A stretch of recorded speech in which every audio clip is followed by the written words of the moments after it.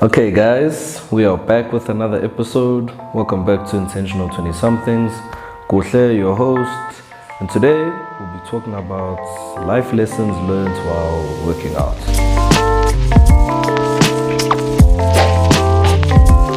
So, with working out, and as with anything in life, getting started is the first hurdle. That's the difficult thing. That's where you're in your head the most. You always think about, if you want to start a business, if you want to pivot and go into another industry, when I've got enough money, when the situation is right, when it's this, when it's that. But there'll never be perfect weather, so you just have to get started, and once you're in it, then you're in it. Once you go for the first workout, building consistency is easier. Once you get started on whatever venture it is that you want to embark on, you refine it along the way. You pave the way and you paint the blueprints, along the way.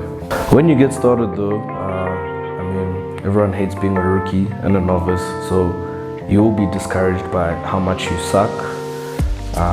The lesson we can learn from that is don't look at the pros. Even the pros started off as a rookie. Everyone is at different stages of their own personal journey, and in this stage, that's where you have to be a student of the game and be teachable. Whether it's listening to your coach, watching online videos from the pros, having a personal trainer, before you become an expert of the game, you have to be a student of the game.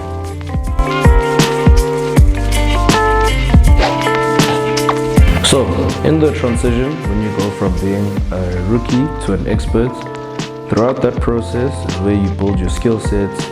You learn to love the process because, if ever you lose it all, you know how to get it all back again, which is why we have to learn to trust and love the process.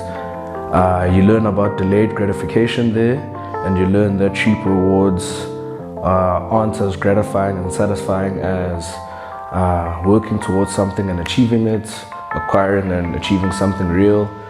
Social media has us all confused and wanting shortcuts and cheap gratification.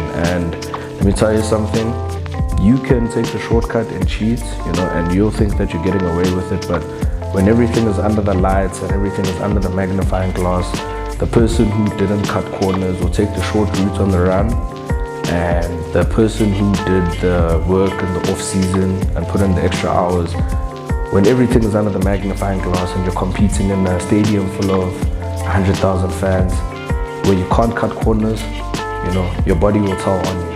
So cutting corners, you can't cheat the grind. You're only cheating yourself. When you think that you're cheating the grind, you're cheating yourself. So that life lesson from working out also applies to everything in life, really.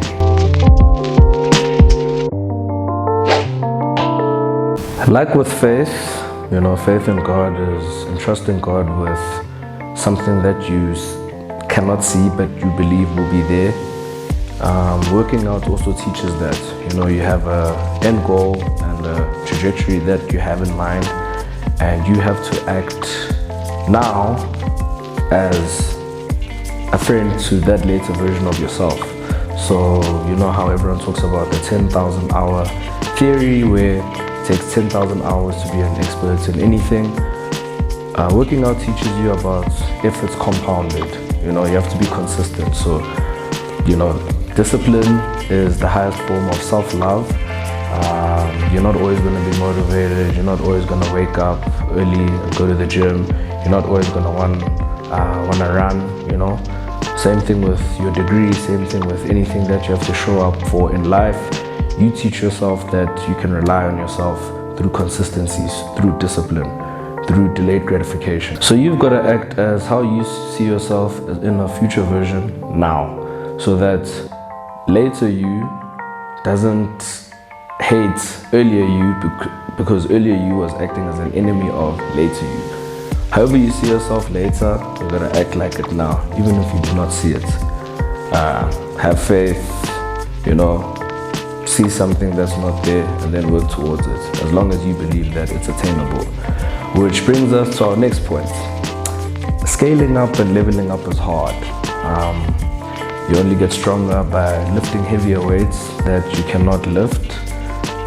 Usually you've got a spotter in the gym to help you with all of that, and that's something we can also learn about brotherhood and camaraderie. We need community, a good community, good counsel, good friends who tell us when we're going left, you know, where you fall short and whatever drawbacks you have, they can carry your back and carry you through it. It's very important to have a good community, but yeah, when you cannot lift heavier weights, you can only lift them by having a spotter, and the spotter will help you lift it up. So leveling up, you don't level up unless you do things that you cannot do until you can do them. You do the things that you like the least, the most, and once you get there, it's not the finish line and then all of a sudden you're done. Life is also about maintaining, so it's not only acquiring things. You know, you buy a car. Once you buy a car, you don't just buy the car and then it's done. You have to pay for insurance, you have to pay for the fuel, you have to pay for the maintenance of the car. So once you have abs, you know, you don't just get the abs and then it's done. Now you have to make a lifestyle out of all of that and keep eating whatever foods it took you to get there, and keep doing whatever exercises it took you to get there, just to maintain all of that. So once you level up and scale up, you can no longer be the past version of yourself that was operating at a lower frequency. Now you have to stay and maintain in that higher frequency. So all in all, working out is great for us. There's a lot of life lessons we can learn from a life of working out. You build mental fortitude, you learn about taking losses and how to deal with all of that, and how to deal with disappointments. Such are things with life. You're not always going to be a victor and a winner. You're not always going to want to show up sometimes, and you learn that you can't live a life based on emotions. You have to have a disciplined life, and a structured life, and a routine life. Pro athletes, you know, have routines, and that's a mechanism in life to keep you consistent. You know, you have to wake up at a certain time in the day. You know that you have to go to work at a certain time. You've got to show up for this at a certain time. So having structures and mechanisms in our own personal lives makes it easier to maintain consistency and routine. Lastly, I do a lot of different types of working out, you know, boxing, running, gym, you know, all of that. Sometimes you have task paralysis because you look at the whole mountain and then you become discouraged and overwhelmed and want to do nothing. So tricks that I've learned when running is, you know, I can give you a parallel or a reference to the last 1 kilometer of your run is an uphill battle. If you look up and you look at the top of that hill, you're going to be discouraged, you're going to want to walk, it's going to mess with you. So what you learn to do is you start with the lower hanging fruits. You don't have to try to take a bite of the whole mountain, you know, just I trick my mind.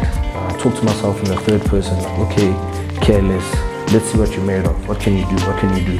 Then I look for checkpoints, you know, just to encourage me to keep going. So the dustbin of my neighbor that I hate, I'll start with that dustbin. Can't let them see me go outside. Past that dustbin, I'm halfway. I don't even realize it, you know. What you can learn from that is you need to give yourself goals and targets, you know, because once you hit the first goal and the second checkpoint and the next goal, those are things that encourage you, those accolades encourage you, and, you know, kind of like affirm that you are who you think you are, because along the journey, you will feel discouraged. It happens to all of us, even the most highly operating people. So when you give yourself those measurable goals and those targets as checkpoints, all of a sudden, the small victories, they accumulate until you look at everything in retrospect, you look back and you're like, oh wow, I'm where I wanted to be. So yeah, don't look at everything and want to get everything done now. Delay gratification, set measurable goals, and start with the low hanging fruits and then chip away.